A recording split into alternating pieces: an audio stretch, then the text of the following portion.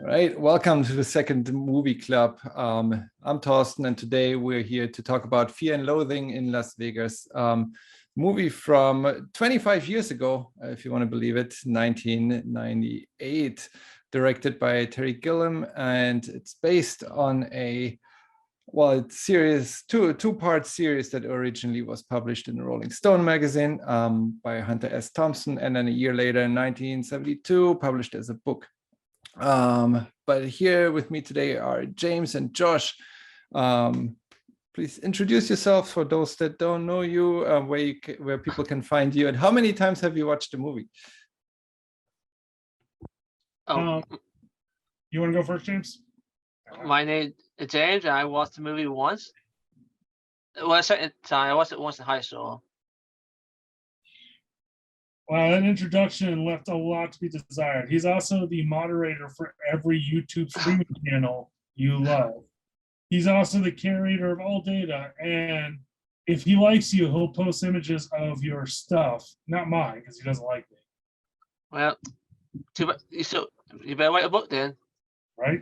I'm Josh Greathouse, creator of Bang, the troll of NMC Discord, which I take that job quite seriously. This is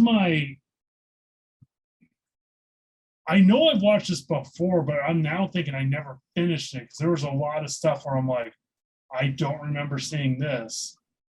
I also watched it in college, and I don't think I was under like any substance at the time, but like I said, it was college. I don't think it would have helped. So I watched the movie almost not direct when it came out, maybe a year after it came out. Rented it at Blockbuster or something, and then 2 years after it came out, somewhere around that time, I think I was like 17, 18 or so. And the first time I watched it, I was definitely at least tipsy and probably a bit high. Watched it with some friends before we were heading out to go to a club or something. And I remember I did not like it. I switched it off halfway through. And then before I returned the VHS back to the store, a few days later, I actually, like on that Sunday or even Monday, I watched the movie again and quite liked it. And when we voted on what movie we're gonna pick, and that came up, I'm super excited because this is like my favorite by now, like the favorite movie of all time. I've watched this movie about 30 times by now. Most of those, probably the first 25, I stopped counting after 20 or so. So I don't know, around 30, I would guess. The first probably 25, 28 times in German, the German dubbed version. And then just a few times in English, actually, since I moved to the US. But that was my go-to movie in my 20s, mid-20s, whenever like I didn't know what else to watch. Just a feel-good movie. I just watched that one. Wow. Orson, we're unpacking a whole different set of Yeah. I have some questions. I think I needed at least 3 times to figure out the timeline, since it's also not like shot in chronological order. Neither is the book, but like to just unwrap what happens when, I think took me at least 3 times. Because after a second time, you figure out, well, they mentioned it's Sunday, but there they mentioned it's Saturday. So when does stuff happen? And it's not really relevant for the movie, but it's another like nice puzzle to put together. So I feel like with this conversation, because Thorsten loved it, I'm kind of in the middle. Like there are aspects that I enjoy about it, but there are also things where it's like my sensibilities, like storytelling wise, I'm like, I'm like in the middle. Now, James, if I'm in the middle and Thorsten here loves it, where would that make you? I thought it was okay. It wasn't great. It wasn't bad. That's even worse. I thought you hated it. I didn't care for the book. The movie's better than the book, but I didn't care for the movie either. Yeah, one thing the movie does better than, and it's one of the rare occasions where I think the movie is better than the book. Slightly, the book is also great. The book was boring, very boring. You listened to the audiobook. You didn't read the actual book. Maybe the narrator was bad, but the book is actually not that much different than the movie. The movie is actually 95% adaptation. Like this could be the actual screenplay, and they just use the book to shoot the movie. Like lots of parts of dialogue, of the narration are one-to-one taken from the pages. What the movie does better in this case is showing things, in my opinion, showing things simultaneously, stuff that you cannot do on a page, where like from the opening scene, they're driving and Duke is like swatting at the beds while Dr. Gonzo is licking the suitcase because he had spilled his cocaine all over it. I mean, then the soundtrack starts playing. It's awesome soundtrack as well. You have the music coming in at the same time. And then a few seconds later, they pass that billboard, like don't gamble on marijuana, like 25 years in prison, right? All of those things happening at the same time. And you get all of those impressions. Great cinematography. And you cannot do that on a page. You have to write the events one by one in a written text. I think kind of to piggyback off that, like what's kind of weird about the movie, and I get why, but like, yeah, that whole bat sequence, like everyone talks about the bat sequence, and rewatching this, I'm like, it's entertaining, but like, I feel like, I don't know, it's one of those things like maybe people just remember because it was the first thing. But there were a lot more like crazy sequences in this where I'm like, why does the bats keep getting mentioned? Like, Evian, no, because there's that one band, they have the song Bad Country. If Jake was here, he would correct me, but he's not here, so man. I think the other thing that probably made the movie better than the book, you could tell like the director and editor had a lot of fun with this. Yeah, especially all the close-ups. And cut. Because it's like there are so many, they definitely did things where you're like, in another movie, it's like this would make no sense. But the fact that they were trying to mimic what it felt like to be on drugs. They had already also been there in that time, like Terry Gilliam living through the 60s, 70s, having been part of the hippie culture, if you will, I guess helped for him to understand or in more depth being able to relay Thompson's story on screen. Was this based on true events? So that's the whole thing, right? So Hunter S. Thompson kind of created this what he calls called Gonzo journalism, which is a very subjective form of journalism. Actually, you shouldn't probably be calling it journalism, but it requires the author to kind of immerse themselves into a situation and be part of the story. Where Hunter S. Thompson was such a like eccentric character, he basically at some point, once he became famous, was like the center of each story. I guess that's how he also became famous, by making himself the center of each story. In the jacket text, I took some notes here because I don't know everything by heart, but the quote from the jacket copy written by Thompson a year after he wrote it, basically for the book publication in 72. He wrote, "Only a goddamn lunatic would write a thing like this and then claim it was true." Part of it is probably because it's illegal. He can't say he did those things. Otherwise, he would have been sent to jail probably right away. I mean, there needs to be some evidence, but he couldn't admit to it. But then on the other side, there are lots of parts that they're probably not true. It's like he went on that journey and then just over dramatized a lot of things. So he was in Las Vegas with Oscar Ziter Acosta, who is basically Dr. Gonzo in this. And they went to cover the Mint 400.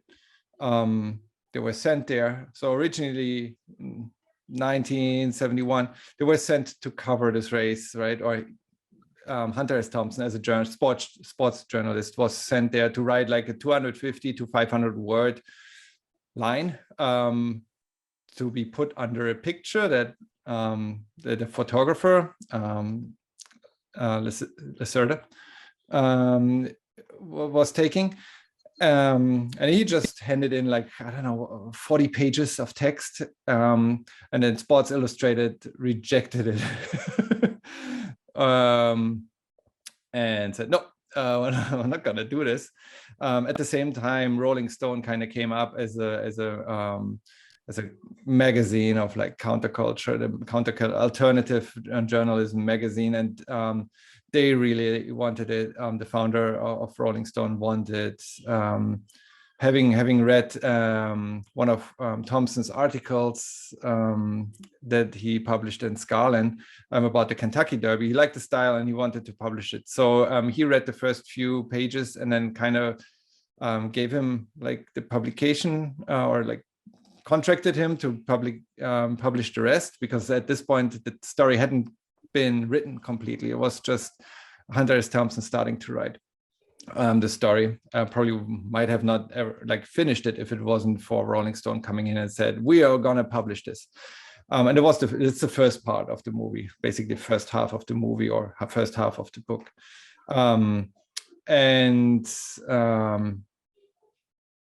The second part was a separate trip that they were sent on like a month later to cover the drug conference.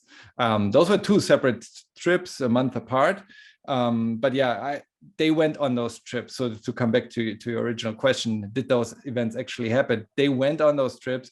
I doubt those things didn't happen one by one. Like lots of those things, I imagine like a writer basically using his creativity to come up with different scenarios he's in to make it either more interesting or just in his nature. Like I started reading a biography on Hunter S. Thompson, and like since his youth, he started making up stuff, playing pranks on like teachers, on friends, on his entire city. Basically, he actually went to jail for that and couldn't make it to his like high school graduation. Because he spent like a month or so in jail because he played pranks on everyone there. But those pranks were also making stuff up and basically lying to everyone around you to fool them. So this is like kind of the absolute extreme of where you can take that, being on a trip, but all the events around it are probably made up. I doubt some of those things even happened remotely close to what he wrote. Again, officially he says the same because he probably cannot admit to all the drug abuse officially, but yeah. Because there's a line near the end of the movie where it's like, we went so, like, I'm butchering here, but it's like, we went so overboard. Hopefully no one in authority will believe this is real. It occurred to me about halfway during the campaign that people actually believed a lot of the things I was writing about, you know, muskie eating, this strange Brazilian drug, and I assumed everybody else was getting their coverage just like, you know, they need their basic coverage like I do out of the, you know, papers and TV. And about halfway through the campaign, I realized that, my God. This has been one of your problems, hasn't it? That people don't understand when you're putting them on. That's been a problem a lot longer than most people realize, I think. Maybe even longer than I realize.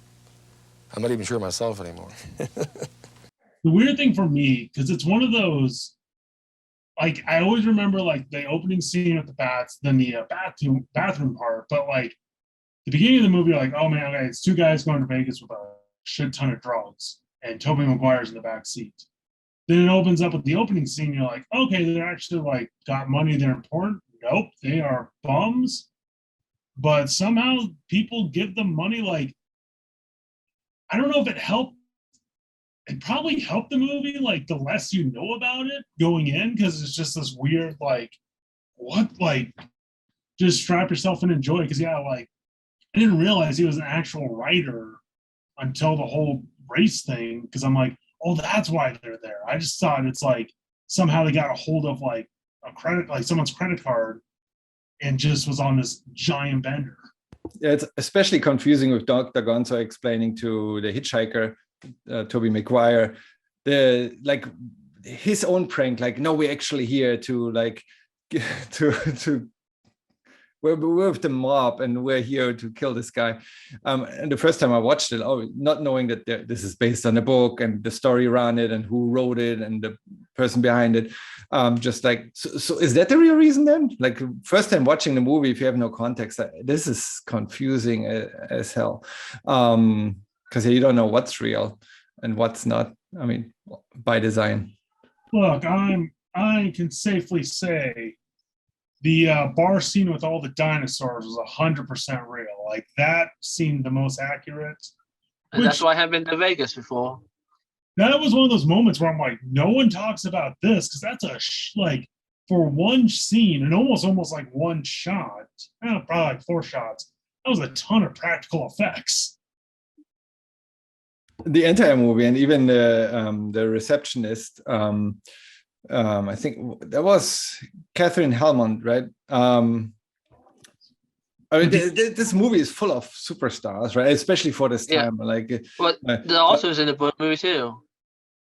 Yeah, no, that part is in the book. But like the eyes, when you see her eyes moving, I had like one of those on Windows, like 95 or so.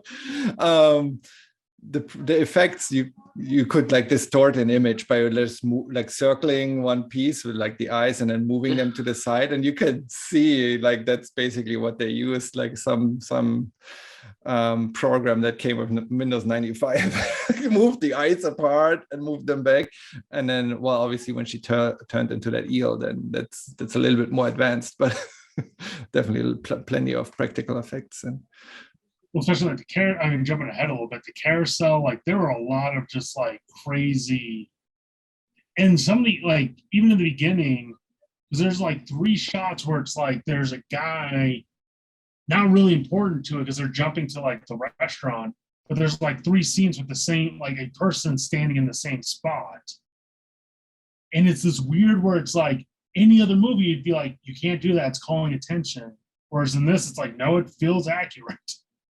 I think they did it on purpose too. One shot, when he checks into the hotel, they have some random extra standing in front, like full face shot, like over the whole screen, and then they sneak up behind him. Like, it's like, who's this guy? Never to be seen again. But yeah.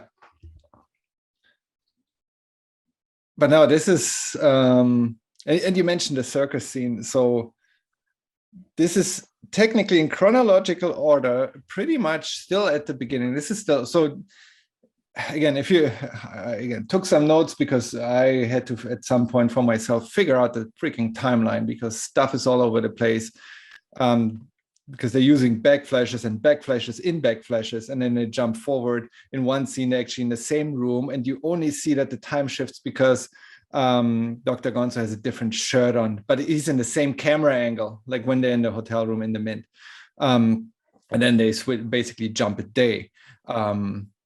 Because he also got his knife that he didn't have in the scene before. But anyway, so chronologically, it starts on a Friday. The whole thing ends on another Friday. In the second part of the movie, they don't even mention weekdays anymore.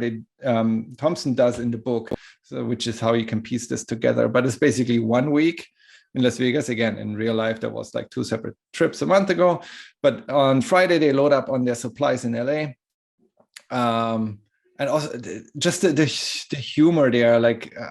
just the underlying, like, oh, we couldn't make it because pedestrian was hit by a stingray, and you can see like the blood smear over but they don't even like just half a shot and then go to the next, like, oh yeah, that happened, and this guy is like all over the street. What's weird too is like there was the cloth covering the like one of the victims. There's a smiley face on it. Where you're like, yeah, that's appropriate. Yeah, I love when they drive in their first car, the first car, left and right over all the different backgrounds, just through LA, getting the supplies is pretty cool. Oh wait, go back to that previous slide. That's one of the things I was talking about, where like the same, like a different person was standing in the same spot. Was that Buddha? Oh yeah, they have that scene twice. One time this side. They drive from left to right, and then the next time it drives back from right to left. Basically, yeah, they're just picking up the tape recorder because the music is that important and they need to record and have so again, this is in the 70s, right? Like based the movie from 98, but back in the 70s you had to have a tape recorder to listen, or not recorder, a tape player at least, to listen to music. It's like why did they need a tape recorder? Typically, well, I know this, a lot of writers, especially when it came out, the idea is like you could jot down like a conversation to yourself real quickly, listen back through it, and like be able to write it more. Because jumping way further, because yeah, he listens to his tape recording and it makes no sense. Yeah, and that's the whole concept of Gonzo journalism is to write it as things happen, but obviously you can't, like if you want to write about stuff happening right now, you can't be part of the action, because otherwise you're writing by, or he with his typewriter. So you basically, if you want to accomplish that, and later he acknowledged that this is not Gonzo journalism because it's not really what he intended. He wrote the book later, or the article later after it happened. He didn't write it as it happened in Las Vegas, even if he recorded some of it or took notes, but the whole story happened later, or like he wrote it later. But the concept of Gonzo journalism is that he writes the things as they happen. That's why the tape recorder, and that's how I believe he also handed in the Kentucky Derby story that he thought was like a complete failure initially, that Scarlett published like a year or 2 years prior. He basically just wrote down stuff as they happened on like a napkin and then faxed them over, and they published it like that. And that's the concept, just unedited narration of the situation. And I guess that's why the tape recorder is important as well. I think the other weird thing about the 60s and 70s, so it seemed like a little bit of history, and take it with a grain of salt because I'm not a historian, but like, so the 40s, like 30, like 20s, roaring 20s, 30s, Great Depression, hard times, 30, 40s, small little event, I think we all know about. But then it's like the 50s were very conservative, very like clean, especially in America. I think even UK too was the same way, like very like wholesome. Yeah, that's a good word. Then Everyone. It's like, yeah, and then the 60s kind of erupted. So it's like you had a lot of like people who wanted this like dirty, unpolished, grungy kind of thing. So it's probably in some ways where they can go, this was like printed, like this was written on a bunch of napkins, like that sells to the story itself for that time period. Yeah, and yeah, especially as a journalist, yeah.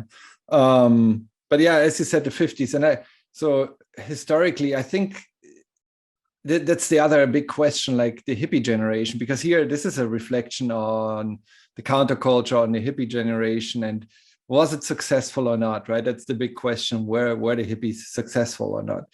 And it didn't actually start with the hippies, as you said, like the 50s were super conservative.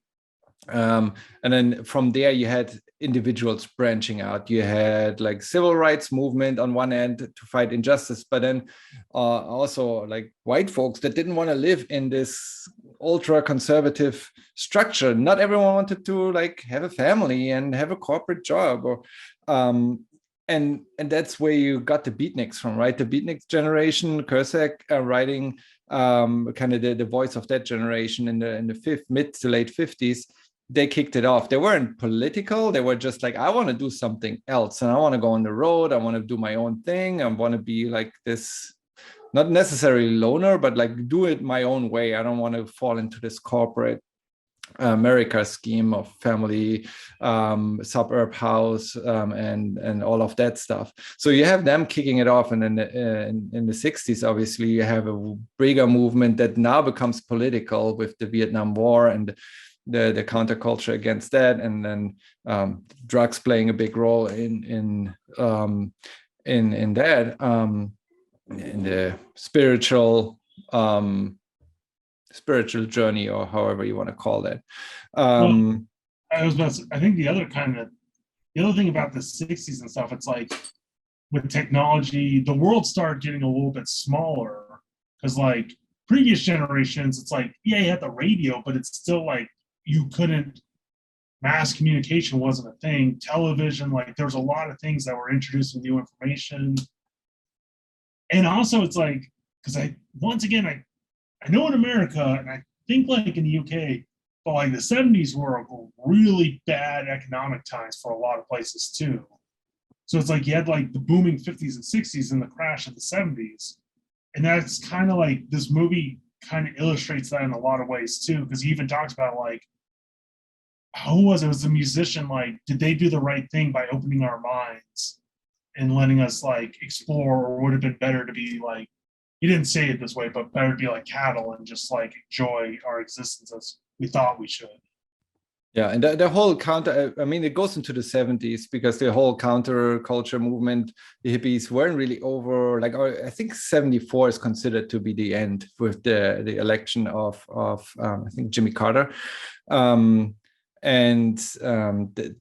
That's like the end, which is interesting here because, again, the movie is happening later, but the base material, basically all the dialogue was written in 71. Thompson already called the end, like he almost like looks reflectively on the hippie culture as if it had already ended in 71 when it officially kind of ended in 74. So he had this foresight already, like this is coming to an end, and probably being part of it, you get that better insight of like, okay, I can sense the end. So, and then he called the end. He's like in his like high watermark speech, he's basically called, like you can see where this all ended, because yeah, again, going back to were the hippies successful? The individuals were not, but as a movement, I do think they were, because if you look at the 50s to the 70s, in the 70s, you have like disco. Disco wouldn't have been possible without the hippies, because you can't have like the corporate America heading out to the nightclubs and like partying it out like they did in the 70s. So you needed that hippie generation in between. But yeah, him calling the end of that already in 71 is kind of like speaks to the foresight that he had. So out of curiosity, because like, and it could just be like a very cartoonish / naive view of it. Because when I think of hippies, it's not even like the drug users. It's more like I don't know, because it's like he is like almost the exact opposite of what I see of a hippie.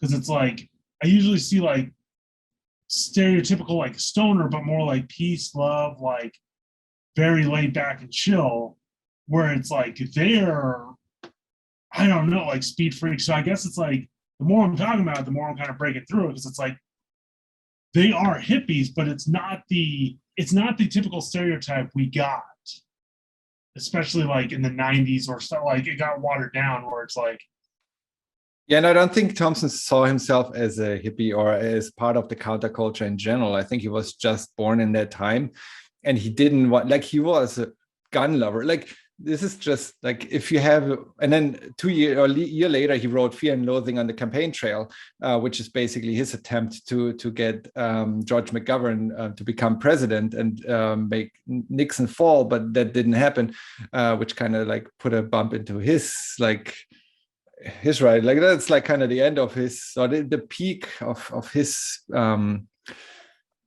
career, because he wrote stuff after that, but after that it wasn't the same anymore. I just say relevancy, but relevancy.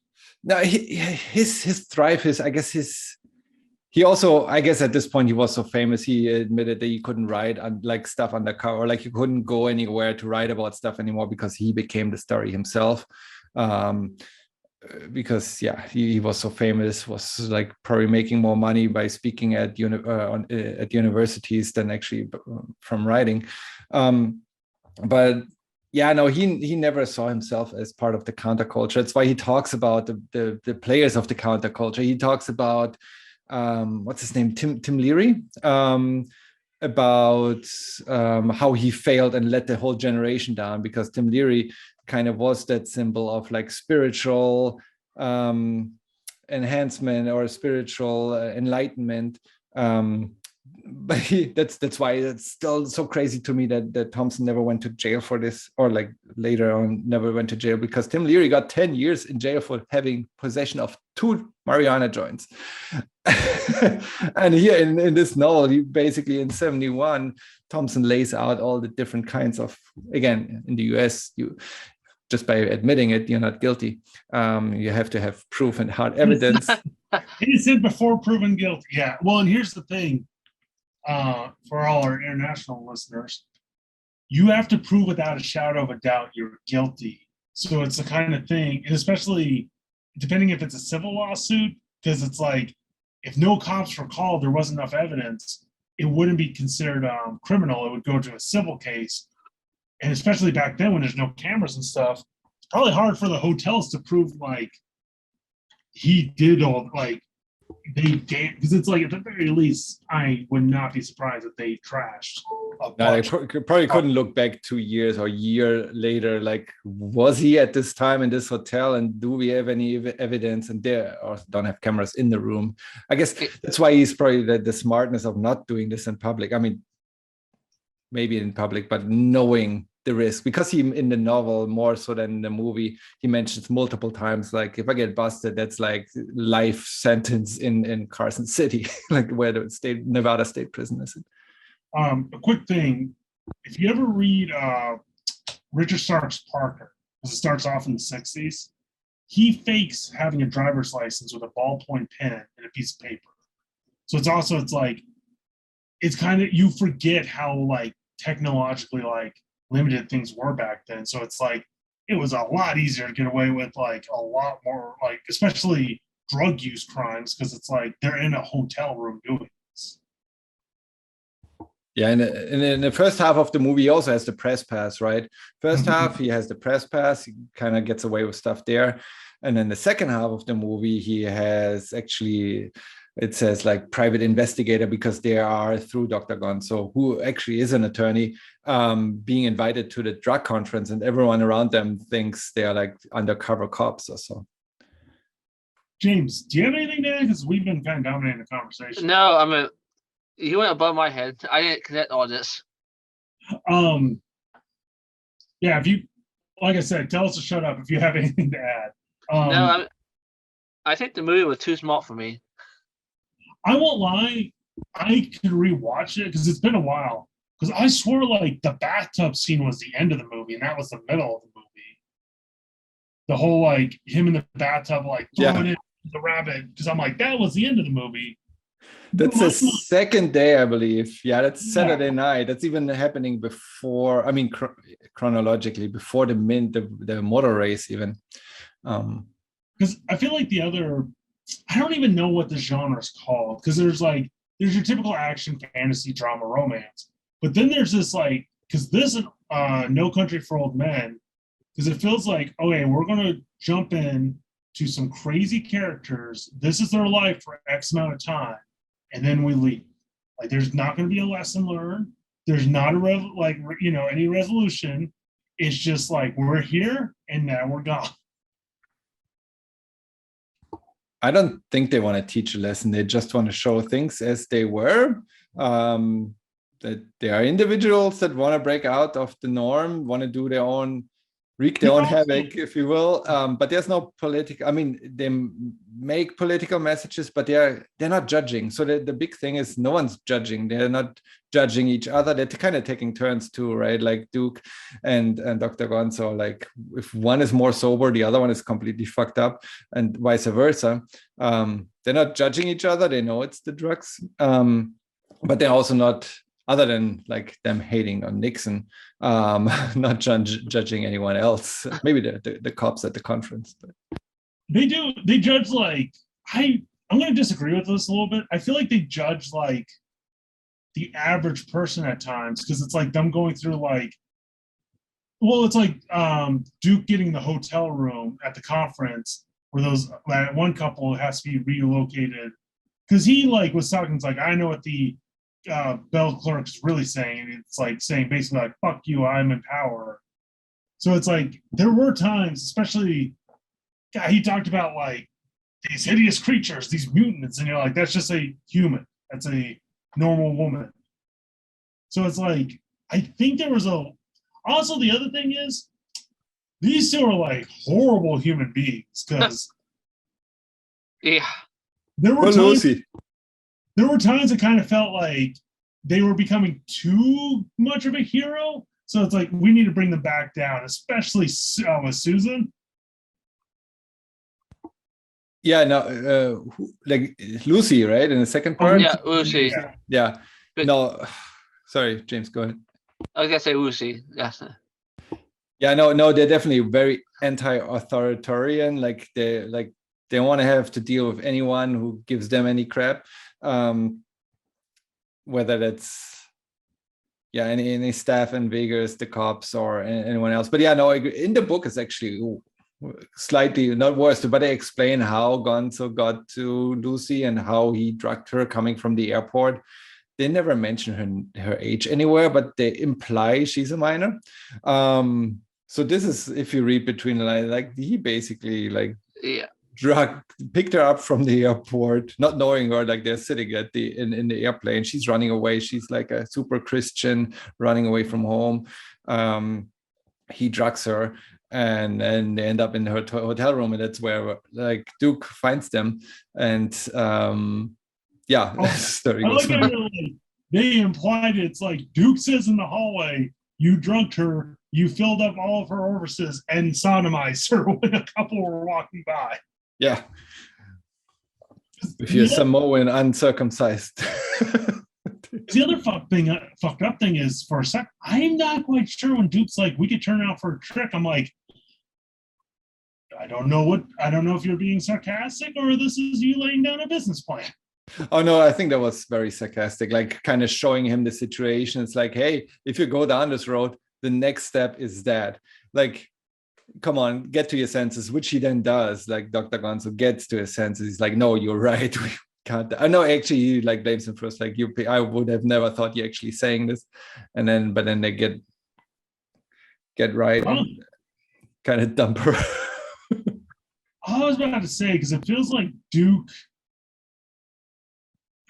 feels like, I don't want to say harmless, because especially him driving, but it's like, I feel like Duke doesn't want to do harm.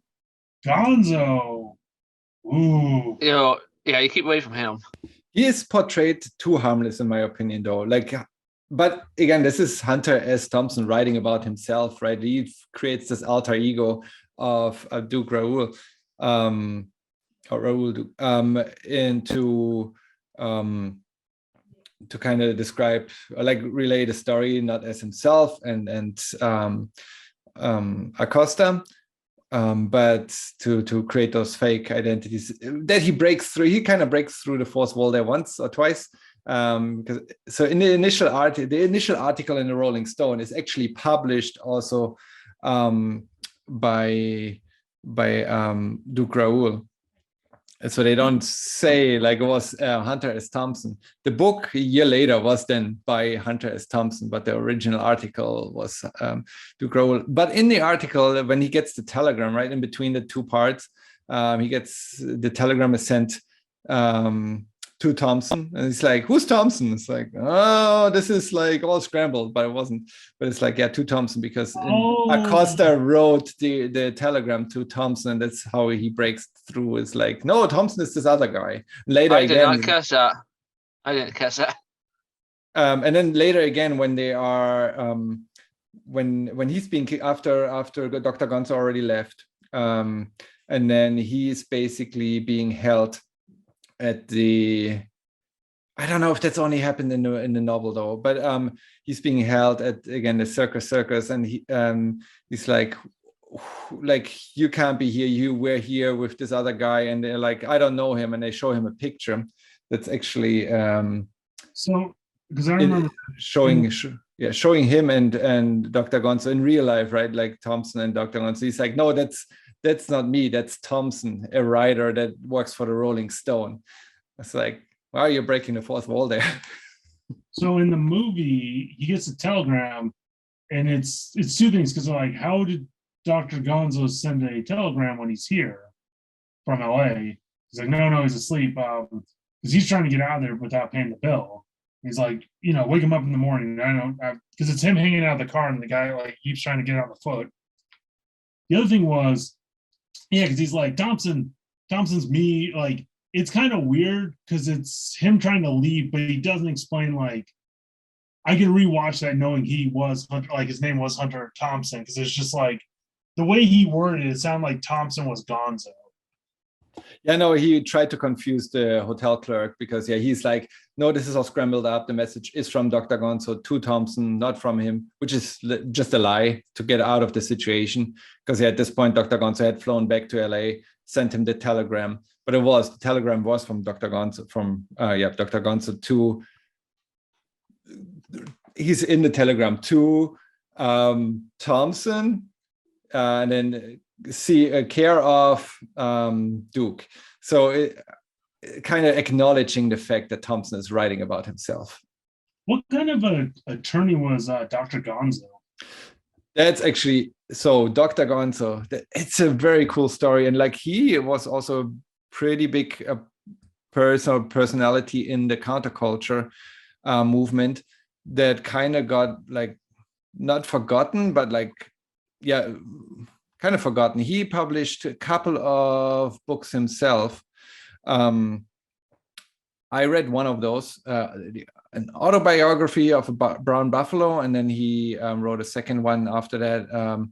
It's like something with like the cockroach people. But he was actually Mexican. So really? Oscar Zita Acosta, he after graduating from high school, went to become a missionary in the Baptist Christian Church in Panama for 2 years or so, until he kind of listed like pros and cons of why the Bible is the Bible true or not. He had like 2 things on the pro side and like the whole book full of cons. And then after 2 years being a very successful missionary, kind of left there, became an attorney in the US, defending in Oakland, actually defending I don't know how to call that, like the legal aid, the people that were assigned a lawyer that can't afford one.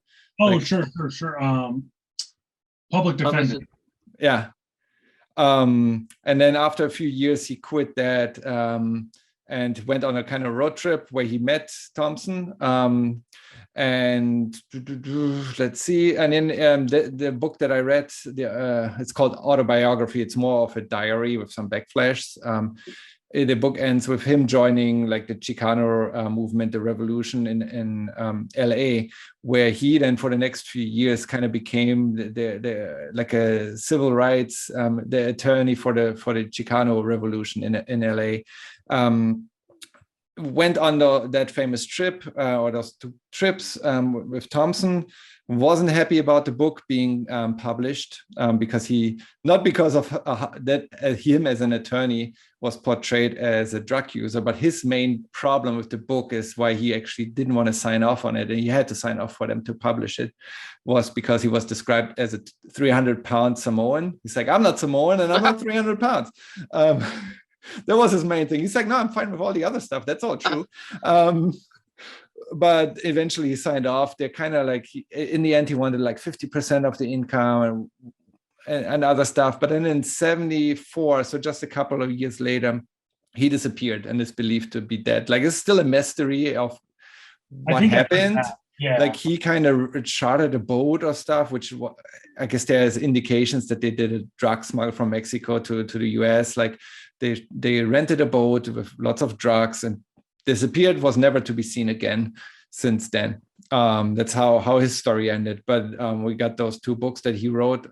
Again, though it's more of a diary. It's interesting. I don't know unless you're a hardcore fan of the movie like I am, it's worth reading. I listened to the audiobook of the first part. The second part I haven't, but yeah. He's going to come to that AMA on Sunday, having read it 2 times, like cover to cover. Which? Sorry, say it again. James is going to be coming to the AMA on Sunday, have read that cover to cover twice. I guarantee. There you go. Yeah. So if you want to, actually, you can do a shortcut. Instead of reading the 2 books, you can watch I'll put the link. You can tell me everything I need to know about it. Yeah, there's a 1-hour documentary actually. That is produced by none other than Benicio Del Toro. Again, all the people working on this movie kind of like go deep into their character, because Johnny Depp also, he was personal friends with Hunter S. Thompson, and he made multiple interviews, had multiple interviews where he talked about him, and they were friends, right? But then also Benicio Del Toro kind of producing this documentary, which by now is like 5-6 years old only. In the movie, didn't Johnny Depp smoke the whole time? I mean, You can see him smoking the whole time. I'm sure he did. They're like, that's the thing. It's like, so the whole movie he has a cigarette in his mouth the whole time almost. Yeah. I mean, it's still 98. That was still acceptable. Back in 98, people were allowed to smoke in bars, right? I don't know in the US. I know in Europe they were. Man, like 5 years ago, they were allowed to smoke them. True. Because the other thing with the cigarette holder, though, was you can almost tell his mood because it's like, depending on how he was like holding it, like in his mouth. Because there was like. Oh, Josh is gone. He's talking about Johnny Depp. Yeah. He got into the role. You can tell he was loving it. Maybe he comes back like before. But yeah, no, so it's a documentary, The Rise and the Fall of the Brown Buffalo by Phillip Rodriguez from 2017, produced by Benicio Del Toro. The only way to watch that is, I mean, you can go to the website, www.brownbuffalofilm.com, and then it has a link to, I think is that Vimeo, whatever that streaming platform is called. I'm sure if you Google it, it'll come up too. Vimeo. You can rent it for $6.99 or buy it for $11.99. But it's a at times a bit cringy documentary, but it's worth it if you want to know more about the character, because he's not as, I mean, he saw himself portrayed as a little bit maybe too stupid in the movie. I mean, he's a lawyer that kind of like helped the Chicano movement. Much. So it's like he's not that like just one-sided. It's like, one weekend in Las Vegas doesn't describe his whole life, right?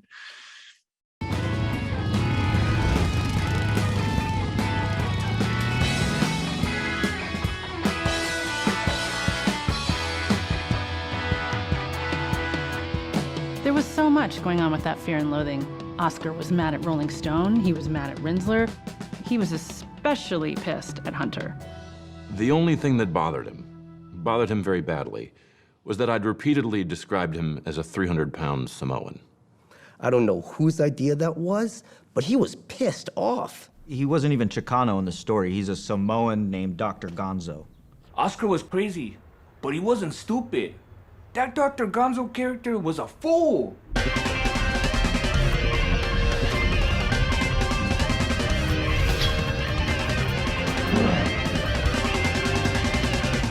Hunter, I want you to quit playing the role that I'm some fucking native, a noble savage you discovered in the woods.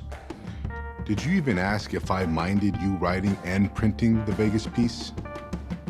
Oscar felt betrayed as a creative partner. Well, he called Hunter and he told him, you can't use my persona this way unless you give me credit or money. So he was gonna sue Hunter and Rolling Stone.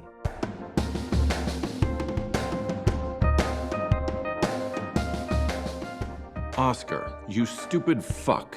I assume you had some long-stewing reason for doing this cheap fuck around. This is going to cost me at least a year's worth of income. Jan Wenner, publisher of Rolling Stone magazine, called me and said, you gotta deal with this guy. Get him off my back. So, Oscar half-negotiated a contract with the publishing arm of Rolling Stone magazine. I had to release all my rights and interests in Fear and Loathing in exchange for my own book. We kind of worked out this book that he would write about his evolution. It worked out very well. I finally became a writer.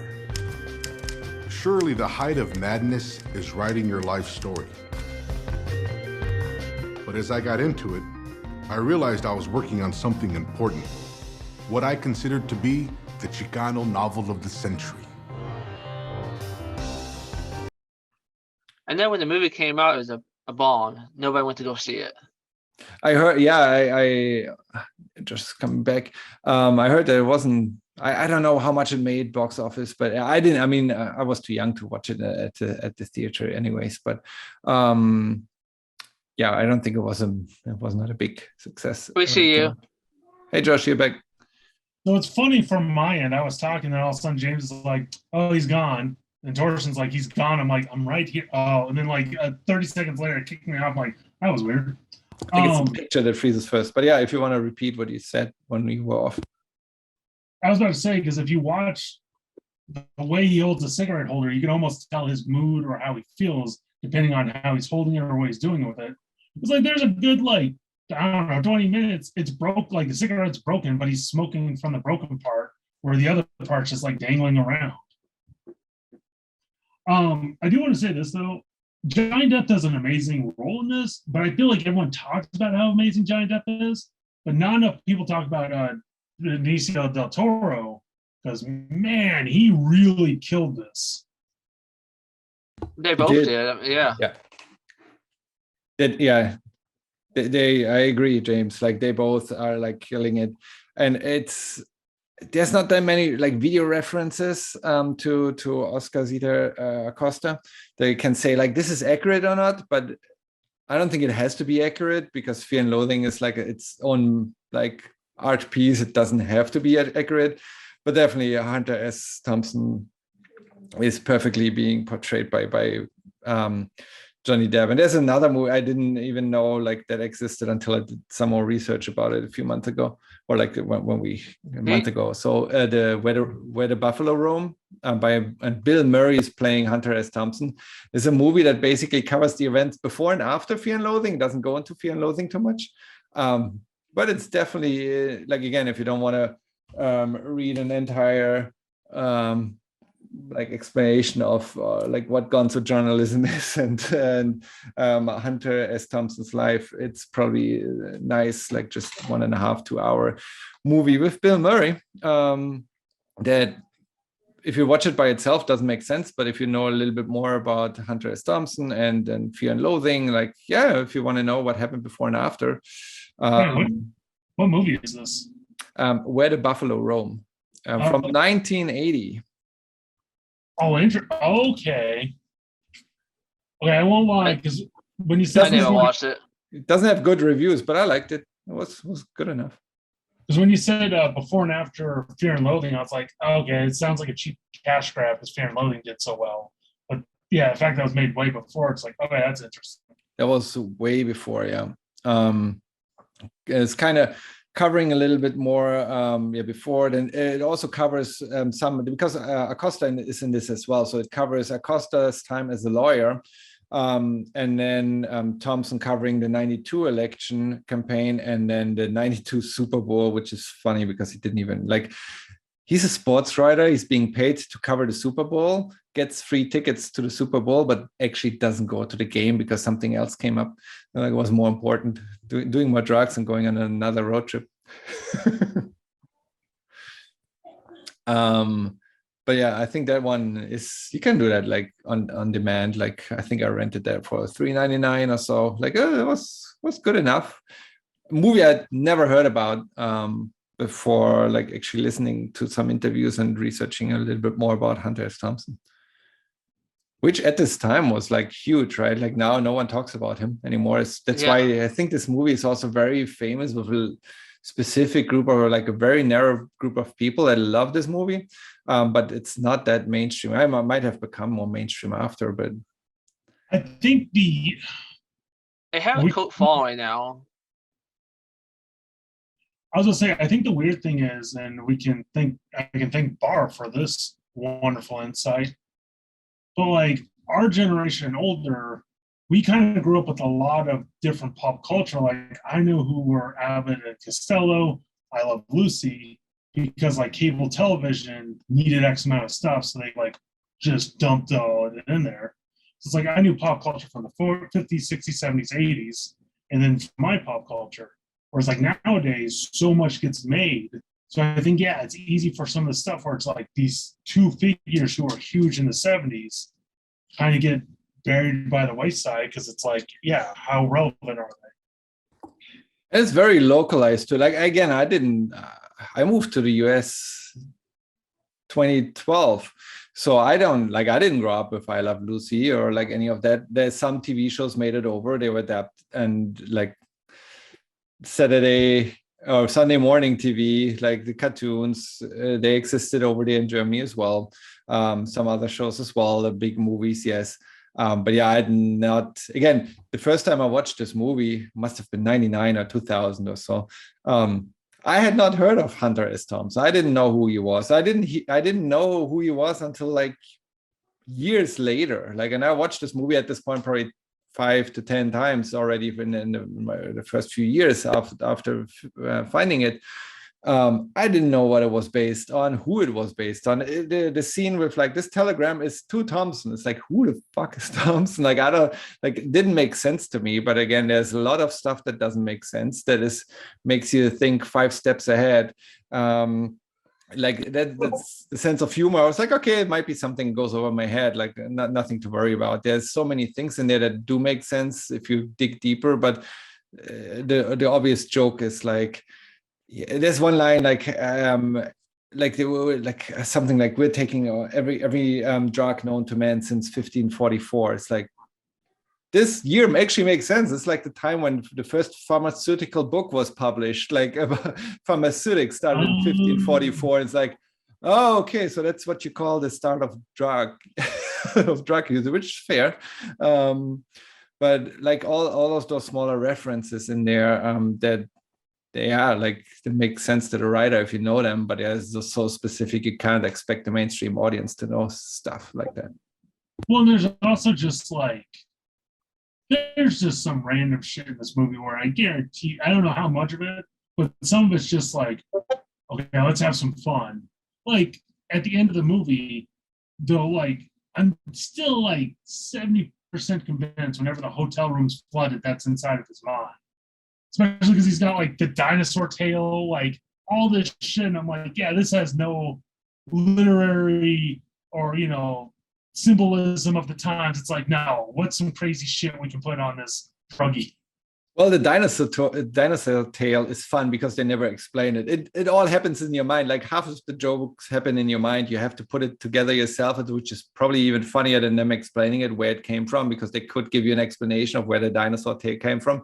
But it's way funnier to just to show them with a dinosaur tail, and you'll go like, what the heck just happened? How did that happen? Same when they went into the Debbie Reynolds concert, being left in there for 10 seconds and then get kicked out. It's way funnier in your head to imagine what they could have done to be kicked out after 10 seconds than actually showing it. And then the floor being flooded. Sorry. Yeah. They have a shrine to her later on in the movie, which is like, okay. Yeah. And then the hotel room being flooded as a homeowner. You know how easy you can have water damage. You're like, yeah, my kid's splashing too much water in the bathroom. I'm like, oh, if that goes between the walls, like that's not good. But then, yeah, how can you have multiple days of like a foot down, like water flooding in a hotel room? It's not, no, the like renters, like the room beneath you doesn't realize it's leaking through. It's like, that's not realistic. I would probably like get through, and the room underneath you would probably complain about the water damage. But yeah. So because you read, like, there was a Fear and Loathing comic book, right? Yeah, it's Try Little. I think he did the adaptation. So again, everything is heavily based on the novel. So he basically just had to decide which lines to use. So I don't want to say he wrote it because Hunter S. Thompson wrote it, but he did the art. And it leaves a lot of stuff out. It leaves more stuff out than the movie. It's good. It's once you watch the movie or read the book, I think it's a good read. It's still available. It's not like crazy out of print. I don't think it goes for crazy price. You can still get it, at least on Amazon or so. It's good. The art is pretty neat. I think like the art style is very unique, which works for this book. It's not like a crazy trip or anything. But it's unique enough. Again, the text is basically just copied from the novel, but it's a good thing. But yeah, I discovered that also in my research, and it's like, again, still available, I believe. What age is it? Age limit? I don't know. Let's see. Top shelf IDW. I think it's in I don't think 2015. I don't think it has. I don't think it has the strong language. It has no mature rating on the cover anywhere. So I think I kind of wonder why they made it. I don't know about that. I mean, it's still the same topic and the same story, right? Like if they're explaining to you how to take acid and not to mix it with mescaline, or how ether works, I don't think that's for kids. But with regards to everything else, I mean, like the movie, right? They don't kill anyone. I like the idea. James is like, so is this for children? This sounds like a good children's book. The kids adaptation, yeah, for your 5-year-olds next Christmas present. I mean, I look, recommend. I want them to be safe on their first acid trip. There are some nice pretty cool images in there. Again, I can put some images up here in the recording later. But yeah, I would rank it like movie, book, almost. I mean, you can't rank the book too much lower than the movie, because that's what it's based on. But again, you can present stuff in parallel. That's why I think the movie is superior. I never read the comic book, but to me, the comic book is better than the book. But you haven't read either of them. No. Good. James, I'm going to go out on a limb here. I think you'd rather be shot for 5 minutes with a bunch of BB guns than read the book. I tried listening to it and I couldn't get through that. I did watch the movie. The movie's good. It's okay, but I like it better than the book. So, James, I guess I got this question for you because we've been chatting. Has the movie made you want to like dive more into this topic, more into these figures, or into like this period of history? Nope. No. Did you just enjoy your time and glad to be out? Yeah, I guess it could. It was one wild trip. Just again, absolutely fair. Like again, the first time I watched the movie, I switched it off not even halfway through, right? Like watched the movie a couple more times. And that to me, it was like it didn't really, the movie didn't want me to explore that period of time even more. Again, that didn't even happen until like we actually wanted to do the book club, and it winning the book club. I was like, wow, that's a sign. That's like my favorite movie. Now I actually have to do more research and read the novel. I probably should have done that before, but again, I didn't know there was also that much. This is like the stuff, right? I was unaware there's so much stuff available. I didn't know there's like at least 4 or 5 different biographies on Hunter S. Thompson. There's like Outlaw Journalist and Gonzo and other stuff. Like I listened to half an audiobook about him that was like independently published, or like a master's thesis or at a university or something like that. It was heavily leaned to the right. Which was interesting. But yeah, there's so much additional material that I was unaware of. And if you don't do the digging, you don't stumble over that stuff unless you like really dig into the 60s, 70s and journalism in that combination, or really want to know more about this movie.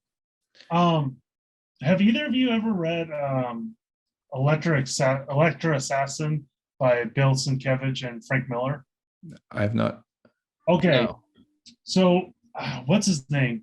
If I was smart, I would have grabbed it because it's literally like 20 feet that way. But, so Frank Miller wrote this script, and Bill Sienkiewicz went, okay, yeah, sure. And then Bill Sienkiewicz started turning in pages, and Frank Miller rewrote the script to fit those pages. It's like one of the weirdest, coolest comics.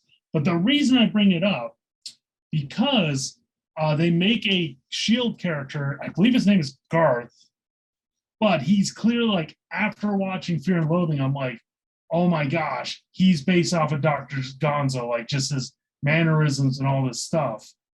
And it's also like, if you like the crazy kind of visual, like weird edit kind of style of this, of Fear and Loathing, I recommend Electra Assassin, because it's amazing Bill Sienkiewicz art, but it's also, it feels like this movie where it's like, there's a loose kind of plot, but you go off the track sometimes where you're like, oh, okay. Because like the main villain is a Xerox copy of Bill Sienkiewicz's face. So no matter like which way the body's looking, it's always the same Xerox, even from behind the head, like looking at his back, it's the same Post-it all the time. That sounds interesting. I have to write that down and check it out. That's still in print, or? It should be, because it's one of those. They're both big names. Yeah, because Electra Assassin. And then I haven't read it, but the Fabulous Freak Brothers. I haven't read that one either. Let me see if I got the name right. Yeah, the Fabulous Freak Brothers. Because what's weird is Omar's mentioned it a couple times on like stuff coming out. I think it's Fantagraphics putting them out. But that's also, yeah, Fantagraphics is underground comics from the 60s. A little bit more lighthearted, but definitely like big drug use. So it's the kind of thing. If you want more of this kind of time period, especially the underground stuff, maybe something different than Thompson, that one I recommend. Also R. Crumb, but I feel like everyone knows about R. Crumb. Yeah, there's also a different, since this is officially a movie club.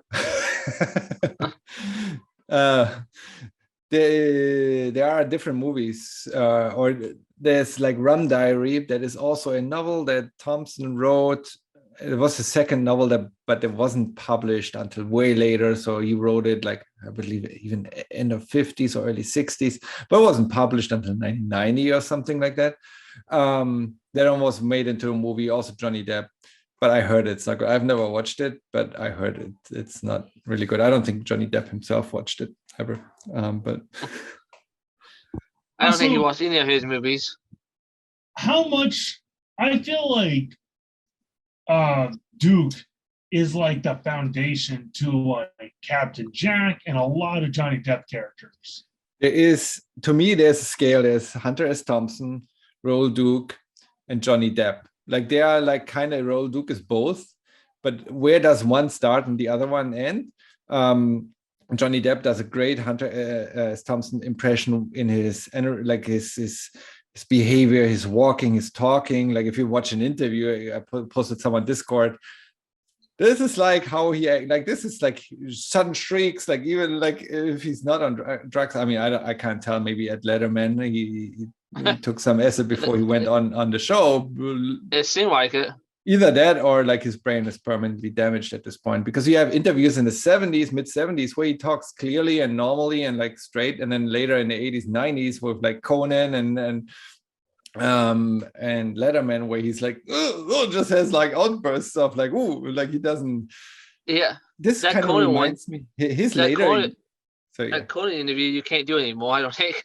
And he's there with a machine, with like a semi-automatic rifle. It's like he's completely full of drugs, like shooting around. He's like, he being like a gun lover, like he has all those like rifles and stuff and shooting around. It's like, how can you let this guy near any? Let me get my earbuds off and move your drink. Yeah, you gotta. I like the safety guy just said, move your whiskey before you start shooting. Oh well, win some, lose some. You dirty animal! Yeah! What's Bill Buckner gonna think when he's watching at home and he sees this? Definitely you see the damage that years of drug abuse cause. And again, like, so talking about Hunter S. Thompson, in 2005, he committed suicide.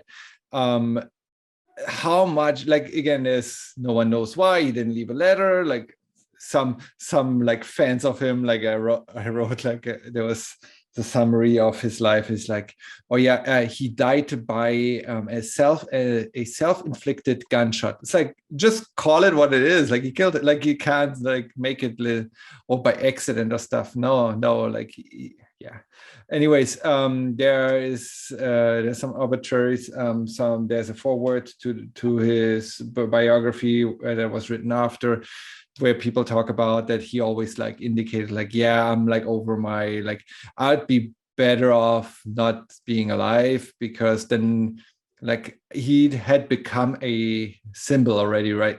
During his lifetime, he had become like this superstar or this pioneer of journalism, and people had their own takes on him while he was still around. And they're like, he was bigger than life while he was still alive. He's like, I'd be better off not being alive, because then my status would would increase. And I think for the last years after the campaign trail, and he published a few more stuff, a few more things after that, but he admitted that he couldn't really do his job anymore afterwards, after he was so famous, because he became the main attraction everywhere he went.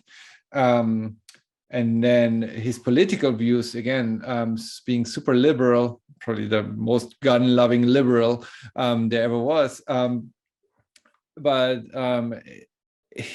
that was around the same time George W. Bush was elected, and he losing all his faith in the future of the country, along with his writing career being at an end. Like, I don't know, all speculation, but yeah, in 2005, he ended his life, and then he had a crazy funeral. If you watch Gonzo, there's a documentary called Gonzo. There were also Bill Murray and Johnny Depp and other, like Ralph Steadman, the guy that did the drawings in the novel. So if you have the novel, there are like drawings in there. That's the same guy that went on the trip to the Kentucky Derby with him and did the illustrations. He did the illustrations for Fear and Loathing as well, in a very unique style. So they all interviewed. Jimmy Carter is being interviewed for the documentary on Gonzo journalism. Probably should just disable my background at this point. There we go. Whoop. Let's see my beautiful. Oh my gosh, he lives in a house. Yeah, I live in a house. And stuff like that, and then it makes also more sense why all the dots everywhere. Let's put this. This is a way more fun. I was a little surprised. I'm like, man, he's still in that one. Yeah, I forgot about it. I like talking to you guys more than selecting backgrounds, but yeah, let's. I was gonna say, because the other thing with the movie, man, that scene with the waitress was hard to watch in some ways. Which are all the back to you doing there, because there are a few waitresses. Actually, in the German version has one benefit over the US one: the translation and how it's presented in the language when they're at Circus. When he's like, "Are you getting paid for screwing that bear?" He like has a hiccup, like Dr. Gonzo has a hiccup in the middle of the sentence, and I kind of have to listen to it like 5 times in a row to actually understand what he's saying. At least I do. I got the first time. Okay, yeah, I'm not a native speaker, so but in the German translation, it's like here they actually reference the polar bear. That line is delivered way better. So that was for the longest time my favorite joke, along with like, "This is my last drink," like chucks it out in the same scene. But yeah, anyways. I'm talking about the other waitress in North Vegas. Yeah.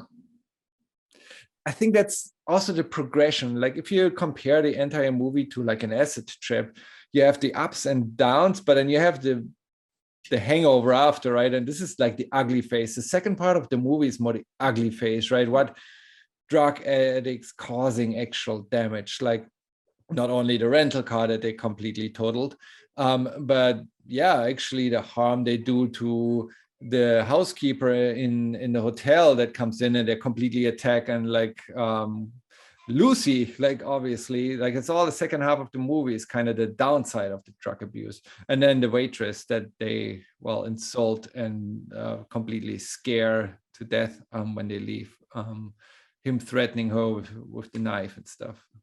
Also, because I can see what you mean though by like Duke comes off as a little bit too harmless, because like in that scene it's like he's not trying to stop Gonzo, and it's one of these things. It's like because Gonzo's the one with the weapon, he comes off as a little bit more like evil, but it's like there's a good chance, like let's say Gonzo started raping her, it's like would Duke just be eating a steak while this was happening? Yeah, I know Duke, Thompson in that case, he admitted himself like he is a very aggressive person in general, and in his biography as well. As again, I didn't make it through the whole thing because it's 17 hours or so, so I would listen to only the first 4 hours, which was his teenage years until like after high school graduation. I know what kind of fan am I, right? But no, he he is portrayed very aggressive. Like he's a very aggressive character in real life. Gun loving. He can't be like, he seems like a very exhausting person as well. Someone you don't want to be around with for more than like a few hours. Like it can be fun, but it's not sustainable. Like again, the lifestyle in this movie is also not sustainable. This can be fun for a weekend, but you can't do this your whole life. Imagine being him and doing this your whole life. I mean, I can see why he has those mental collapses later on in his life, because that's not doable. That's not sustainable.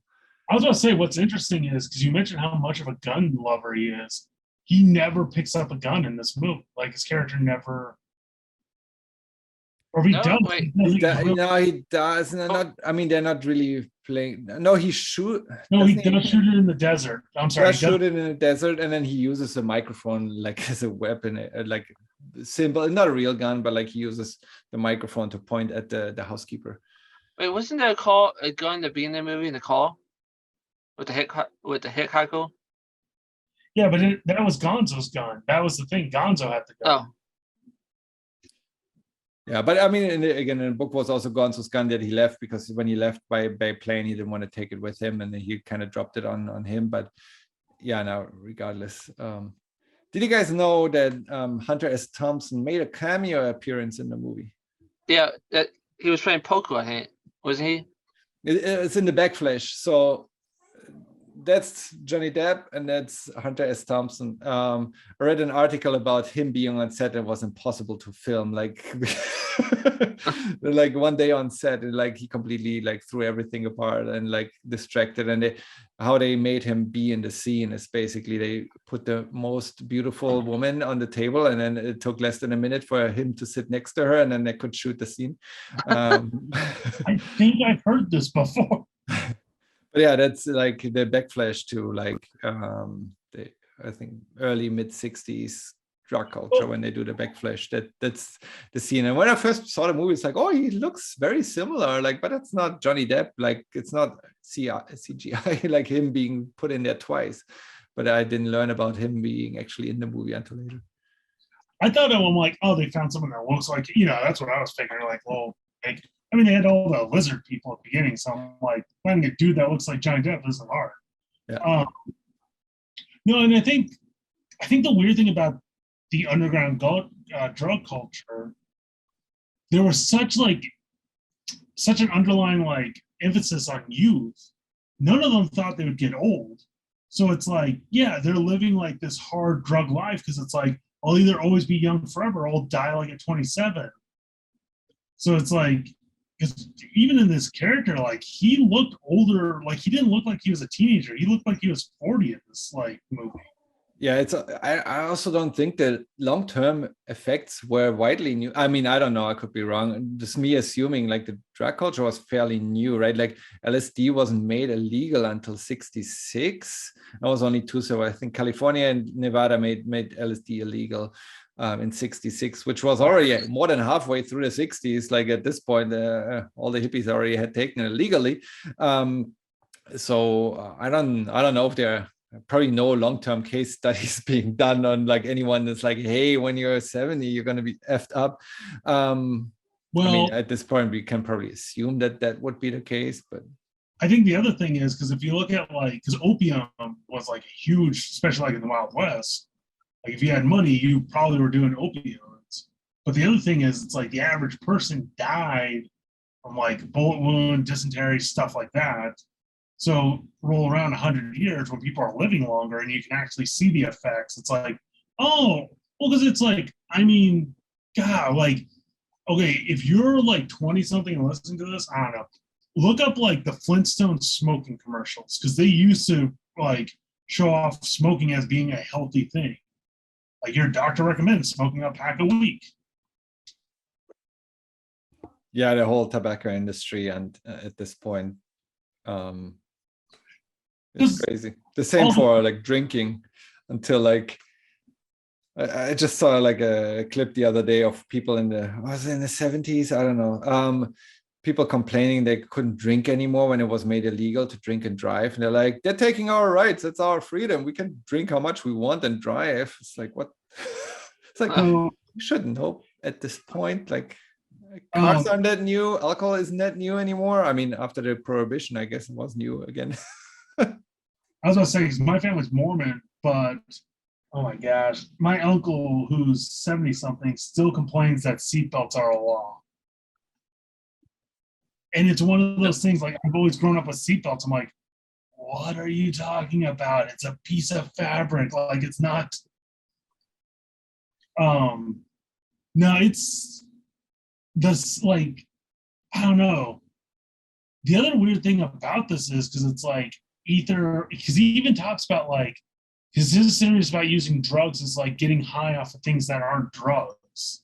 So I think like he was sniffing a light bulb or something. It's like he was smoking. I think he was like smoking weed out of a light bulb. Like if you don't have a pipe, you put. But yeah, it was very. So, fun fact: that's how we smoked weed in college. I mean, it's the 70s, right? Like you gotta. No, that's how I smoked weed. No, I know. Yeah. So I lived with a bunch of industrial design majors. 70s. No, but I'm saying I did this. You don't get them. I get.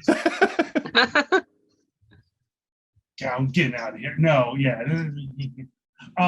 No, because I lived with a bunch of industrial design majors. One of them not only knew how to take apart a light bulb, but like clean it thoroughly enough to get rid of all the chemicals. Because that, like, the white part of the light bulb is a chemical on there. So all of a sudden we have a glass that's made to be heated up and not break. You get like drug users are the best engineers, man. You can, like, if you don't have your stuff around and need the stuff, like you find, I know people that use a pen and somehow figure out how to. Because the other question is, it's like, I could buy a very nice bong, or I could buy more drugs. Plus, it wasn't really available. I mean, again, back then, I don't know. I grew up I'm a kid of the 80s, but then grew up in the 90s. So when I became interested in that stuff, the 90s, they already had like smoke shops around. Where you could... I think because he pulls out a bong, so it's like, I think bongs. Oh, yes, on the table, yeah. Yeah. True. I doubt there was like a Pikachu bong, but I think they've been, because hookah's been around forever.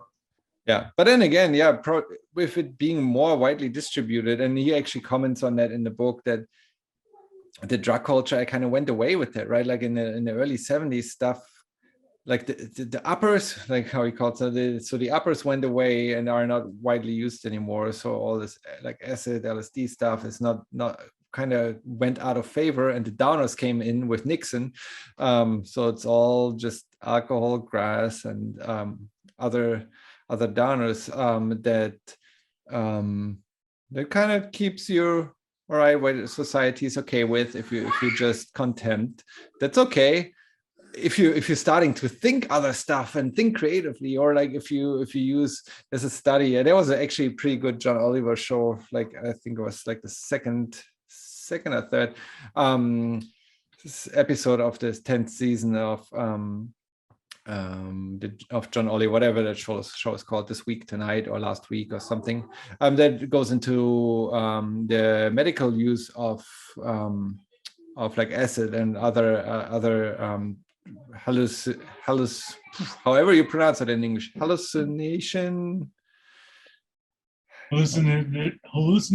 drugs. There you go. I'll just go with that one.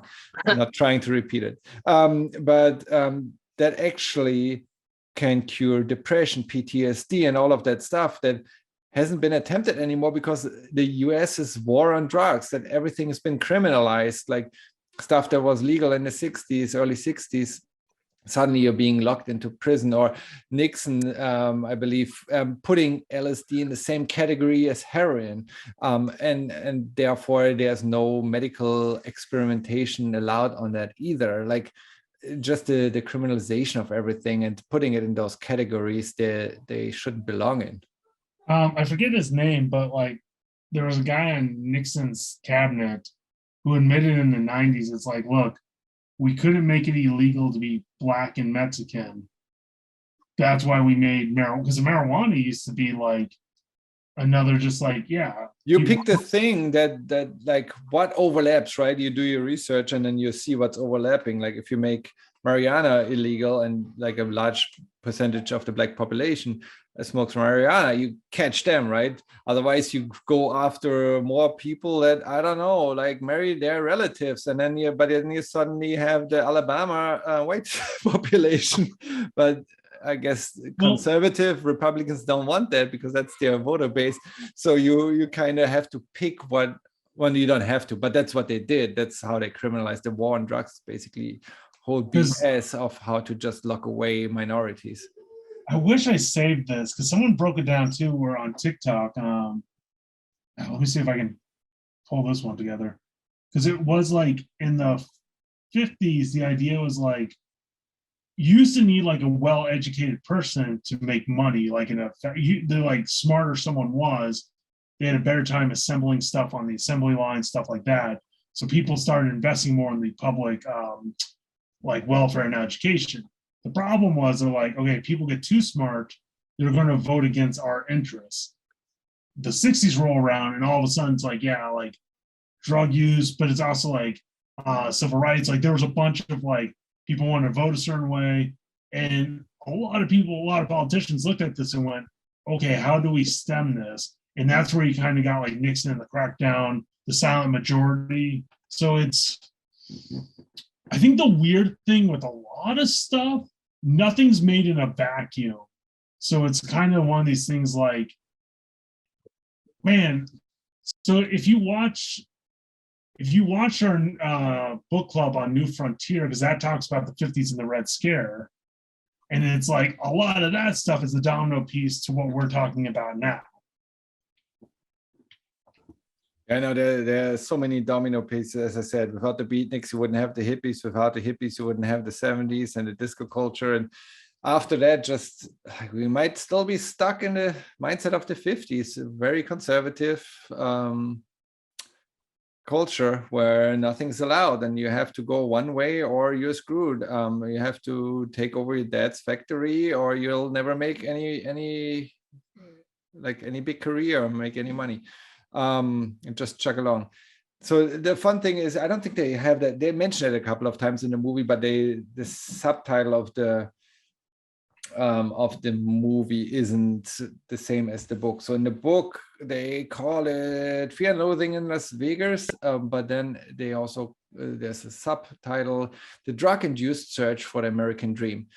So I guess instead of covering the Mint 400, which they poorly did, like they were there for the start, they didn't cover the race, which again, he was asked to write 250 words. How much did they expect him to cover that race anyways?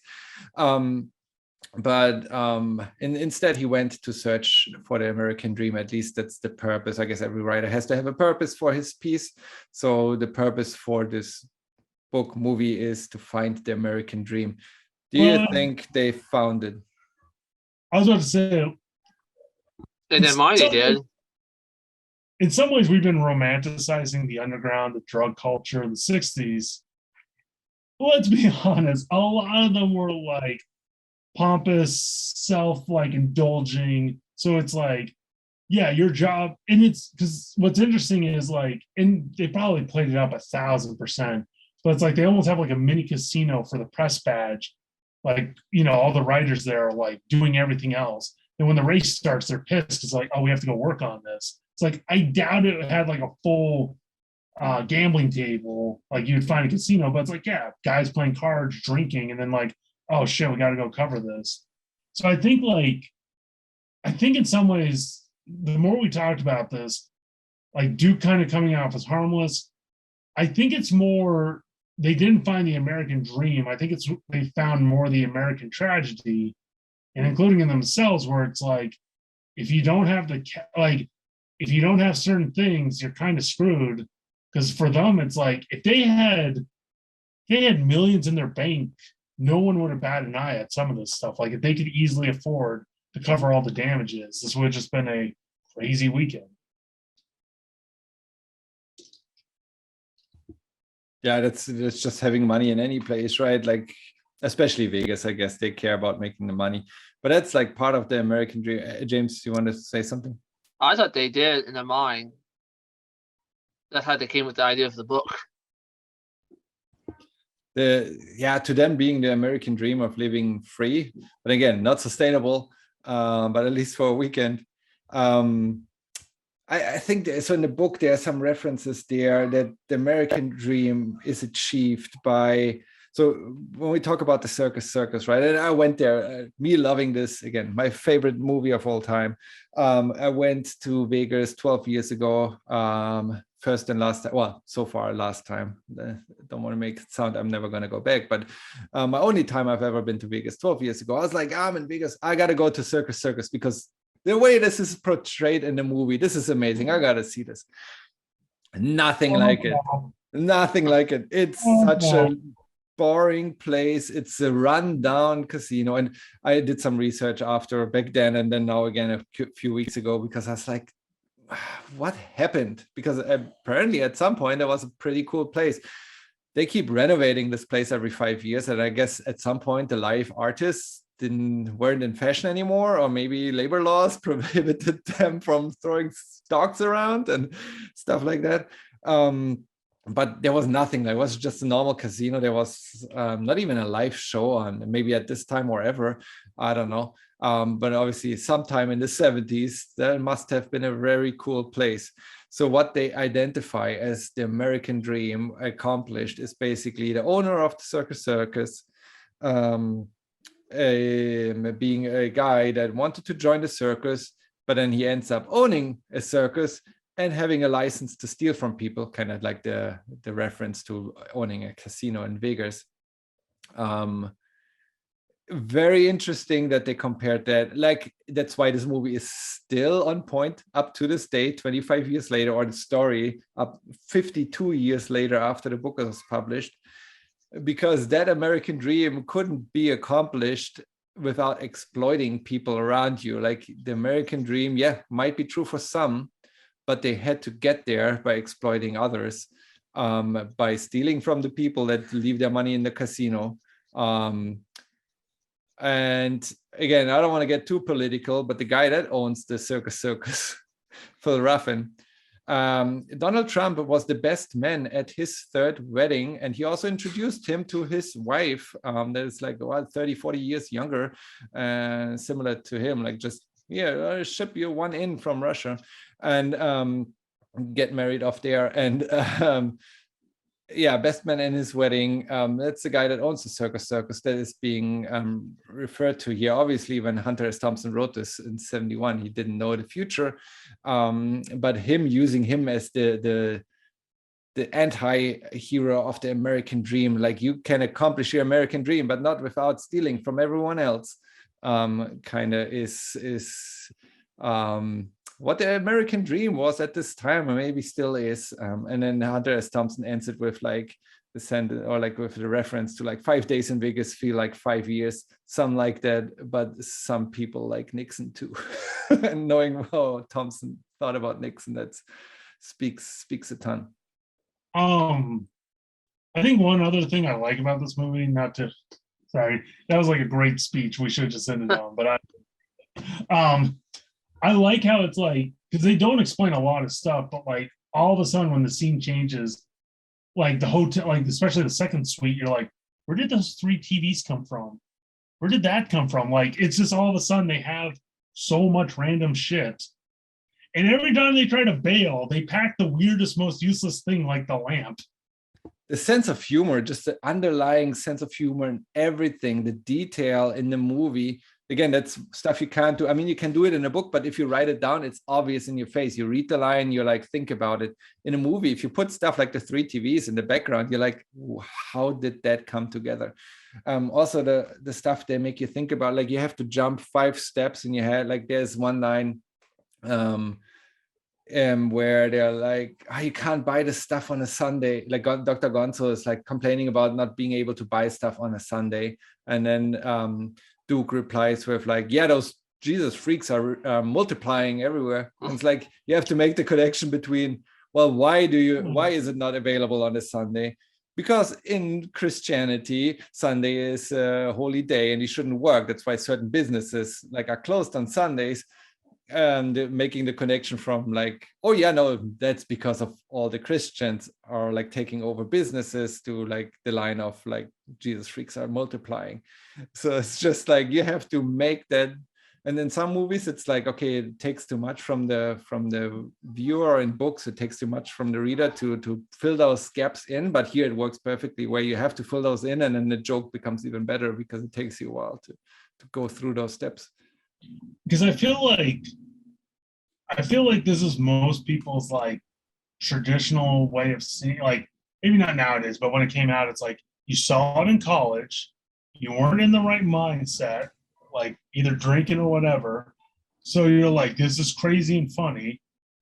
Then you kind of forget about it and you're like, oh, like years later, like I should rewatch it. Then it's one of those, like, especially like if you learn more about history, politics, like stuff surrounding it, all of a sudden you're like, oh, this is a lot more brilliant on like a level I didn't understand at first.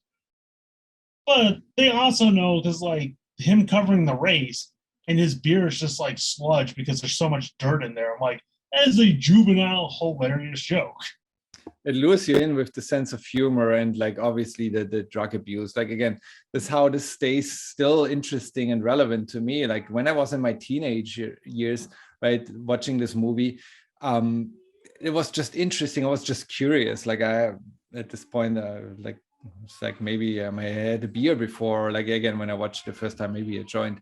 But you are so not ignorant, unexposed, like too young to understand all this other stuff. I hadn't heard of LSD before watching this movie. I hadn't heard of any of those crazy drugs. Some of them are not even real, right? The adrenochrome or whatever they call it is not even a real drug. And they admitted as much that they made it up. But that what lures you in, or what lured me in as a teenager. And then in my 20s, it's just like the vibes, like the soundtrack, the amazing soundtrack. I listen to the music all the time. And compared to the book, there's way too much to Tom Jones in this. But all the like Bob Dylan and all the stuff like that kept me like engaged in my 20s. And in my 30s was like the critical view of like the culture in the 60s, learning more about the 60s and 70s, the entire authoritarian view of things. And then now in my 40s, like I think it's like a piece of history at this point, where like you need to keep this because there's no other material that represents the view of the people that much, like that lived through the 60s and early 70s, kind of to see their perspective as well, and kind of this breaking out of the conservative norm, and seeing this more as a historical piece. Wait a minute, you were born in the fucking 70s? No. I just turned 40, so I was born in 83. So I know when I said I'm in my 40s, I take that I use that loosely because I'm just 40. Well, it's also like I'm getting grief for being the quote unquote old one, and you're in your 40s. That's the hypocrisy that also exists in this movie. I can blame people for being born in their 90s. I was older and still making jokes about that. You were born in the 70s, James? No, 90s. In the 90s. There you go. Yeah, because kids these days, I swear, people need to stop being born after, I don't know, 89. But you were born before this movie came out, right? I mean, you definitely didn't watch this movie when it came out. I was 8 when this movie came out. I could have watched it. I was 13 when this movie came out. Because it's one of those, like, I remember the posters, I remember it. But, like, yeah, this was one of those movies, like, I would put money down. There's no way in hell maybe my dad, but no way my mom's ever seen this movie. Damn, I'm the oldest one here then. No, I didn't. I don't even know if it came out in at the theater in Germany. I just like how I heard about this movie. We were going to a party and someone in the metro, in the subway, was like, we were talking to them and they're like, you should watch this movie, it's great. And like kind of remembered it the next weekend, and then we rented it at the Blockbuster because someone in a subway recommended it to us that was like our age, and they're like, this is hilarious, it's a great movie, you should watch it. It's like, okay. And then I didn't even like it, and then later on I became to love it.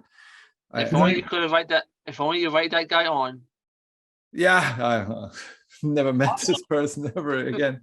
But I guess I'm a little surprised here. This is like your favorite movie of all times, because if I had to put like dollars to donuts, it's like I knew you like enjoyed it, but I didn't know you enjoyed it this much. yeah, I know. And rewatching it, like some of the vibes don't come across the same anymore. That's why I'm like, how do I view this movie now? Like, again, 20 years, almost 25 years later. Because there was also a big gap of not having watched it, right? Like in my 30s, there were a few years I'd never watched this movie until like more recently, a few years ago. I rewatched it again and in English because I now live in the US. And I don't even know where my German copy. I don't know if I have the VHS anymore. I probably have a DVD of it. I have every like kind of like publication, but in the German side, right? In Germany, VHS in just Germany, you can't switch audio tracks because it's a VHS. The DVD, I definitely had the German track then, and then now I just a few years ago purchased it on Apple TV. Like it doesn't even have a German audio track, so I'm forced to watch it in English, which is fine. But I kind of came to love it in its German translation. First of all, if you use the words "I am forced to" and then go, "It's fine," those don't equal up. I know, right? Like this is again. Change your audio track. Change the language on a VHS. Okay, for everyone watching later, I'm going to tell you what Torsten actually really meant. What he really meant was, God damn these fucking English for taking our beautiful German language and ruining it by creating this bastardization called English. No. I didn't mean it like that. It's just like some jokes I remember differently, especially the polar bear joke and this is my last drink jokes, and some other jokes that were delivered more on point in the adaptation, where other jokes were better delivered in the English version. But obviously, like that's the original, like that's how it was meant to be at the adaptation at this point. Here's very specific. Here's the weird thing though, because it's like I've watched a lot of anime, especially from the 90s. There are some series I can't watch the Japanese version, even though that's the original version, because I grew up watching the dub.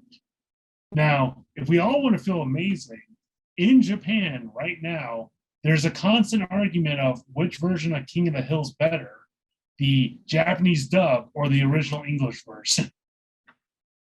And I can't believe we live in a world where this is a debate. Yeah, you're so fortunate that you actually have access to that material, right? Like they could have, again, the movie I don't think was success. I really should do this research. It was a box office bomb. I don't know what it made, but it made it was. Yeah, I mean the interview with what's his name, Corey from Slipknot. He said he watched the movie. There was only 5 other people in the theater when he watched it. Not premiere, but like probably like the opening week at least. So it wasn't successful when it came out. Okay, the budget was 18 million.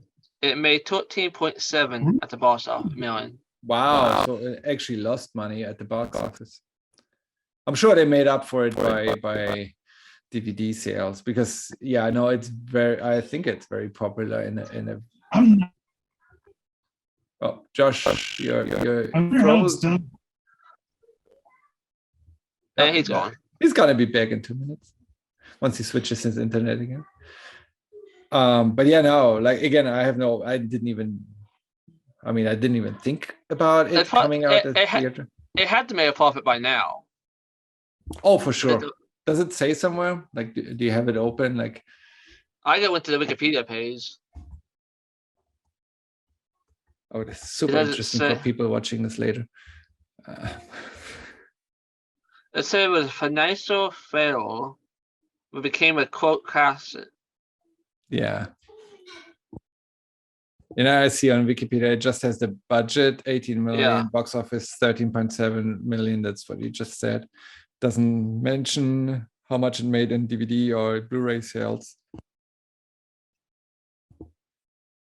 Or it does list the soundtrack here. I used to have it. Like, again, so much stuff was lost when I moved from Germany to the US. I don't think I have the soundtrack anymore. But nowadays you can just I guess as Spotify. Apple or Spotify or whatever. Yeah. And just stream it. You don't need to own the CD. People don't know what CDs are anymore. Even know what cassette tapes are. Oh, 8-tracks. Yeah. Or like the tape recorder in the movie, right? Like I think there was a wheel-to-wheel too in the movie. Show a tape recorder to anyone under 20 these days, and they don't know how like make it a challenge. Try to record playback. I posted a picture of weighted disc on the Discord. Some people didn't know what that was. Now it becomes an old people club here. Welcome back, Josh. Anyway, that is my views on not only like the world, religion, politics, but like me as a creator. I feel like those like 3 minutes just summed up everything perfectly about my life.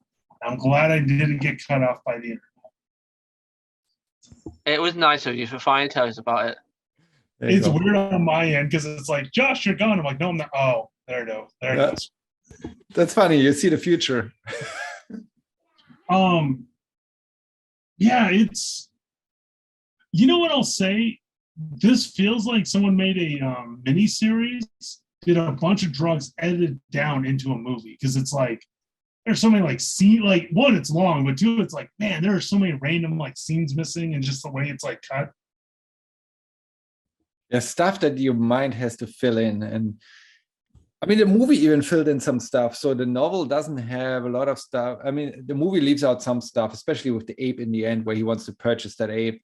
They touch on that in his like replay of the tape recorder recording stuff, where they mention it in 2 sentences, like, I want to buy that ape. And then that ape bit the man in the head. So that's like the 2 sentences they cover that with. But in the book, it's an own chapter or 2 chapters where they're like, he wants to go and purchase an ape for $750. And he's like, well, it was only $400 yesterday. And they're like, well, we figured out it can go to the toilet in the shower, and now it's more expensive. And yeah, anyways, a whole other, like another story in the end that they left out of the movie. Otherwise the movie would have been even longer, that they didn't need to include.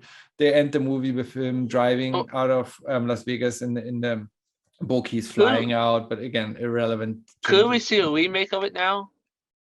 I don't know if you could make it better than that. This is perfection. Like, again, this is my favorite movie, for not for nothing, but like, you can't, like, any remake would, I can't see how they would make it better. Johnny Depp being invested, this is his best movie. Like, again, I'm a Johnny Depp fan for that movie, and like him personally, I feel everyone is like blaming what's his name, Austin Butler, or what is his name, for his Elvis performance that he became Elvis after. I feel Johnny Depp became Hunter S. Thompson after in his like, personal life as well, and stuck in that. Either he was like that before or he just became that. I don't know. I can't judge how he was before the 90s, but it feels like he took a lot of Thompson and just being so invested, and speaks a ton that even Benicio Del Toro, he gained all this weight for this movie. Like they're invested. It speaks if the actors are that invested in making this movie,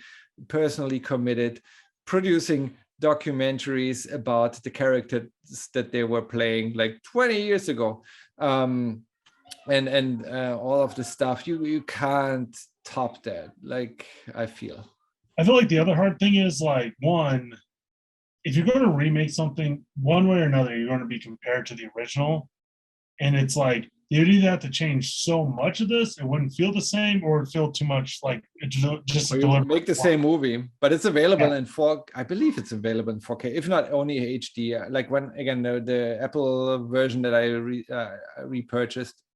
Again, I bought this movie like 4 or 5 times at this point, in different media. But this one is like high resolution. So as long as you have like a copy that is high resolution, doesn't go out of date, you don't have to remake it. Well, here's the other thing though. Even if you don't need to remake it. But I think let me see if I can thread this needle. People have remade this. People have taken stuff from this movie and clearly like and made it their own. Because like without Fear and Loathing in Las Vegas, you would not have Jane Silent Bob Strikes Back or Kevin Smith's as we know it. Because like when you mention the monkey, I'm like, God, that reminds me of Kevin Smith. Like there's just a lot of like, and you could probably think of a lot of directors, like, you know, different people taking a piece from this, a piece from that, like, especially like some of the weird Dutch angles. Like, I would not be surprised if there were a lot of horror creators that were like, oh yeah, Fear and Loathing was like a big inspiration for how we shot some stuff. Yeah, I can see that. But you know, reptiles and the blood on the floor and the camera like angles, the zoom in. Also, I wanted to say this before my internet. It's kind of crazy how we went from like VHSs where it's like you could only fast forward or rewind. There wasn't any options. Then it was like the heyday with DVDs because you had like all these extras, pick the chapters, what language you want. And now with digital, we're kind of stripped back to the basic where it's like, you get it in English, no special editions or anything. There is, I don't have that version, but I'm gonna go on the hunt after this, like not right after this, but like that's my future project. I want to find that copy because there is a copy of only one DVD release has a Hunter S. Thompson commentary voiceover track, audio track. Oh yeah, this was in the video I posted, I think. Yeah, I think that's what they mentioned. I was like, that exists? I didn't know about that. Like, I have to go and find that now. That'd be amazing. I forget why, but like the Dogma DVD, speaking of Kevin Smith, is like really sought after because I think it has like some special commentary and like stuff they never included in anything else. Yeah, there's some good, like that's what they used to do. They did director commentary, audio. Yeah, you don't get that anymore. You don't have that anymore, no. That sucks. Anyways. On that note, I don't want to end this on this down. No, like, oh, this sucks. Do drugs. Yeah, I know. Do drugs. I wanted to include this question, but I didn't on purpose. Like, what kind of those drugs did you use yourself? But let's. I'll pause the recording before we talk about. I haven't done any of it. Yeah. Official version is James hasn't. We'll stop the recording. I thank both of you. Unless Josh, you want to tell the world. I was about to say because I've already talked about it. I smoked weed. That's all I've done. Before it was legal? Oh my God! Lock him up! Look him up! No, this is the best part. I'm from Colorado. Go to school in Georgia, and the second I go to school in Georgia, Colorado's like, let's make it legal. I'm like, fuck you. Well, I'm from Germany. It's still not legal in Germany. They're working on it. Because like the crazy thing is if you get too high, I mean your joints might hurt and you'll spend too much money at Taco Bell. Yeah, now I'm gonna end this recording on this note. If you meet, like you're on your own at 2 a.m. at night in a dark alley in a big city, and there's a group of 5 guys coming towards you. Do you want them to be drunk or do you want them to be high? Good night, everyone. Oh, night.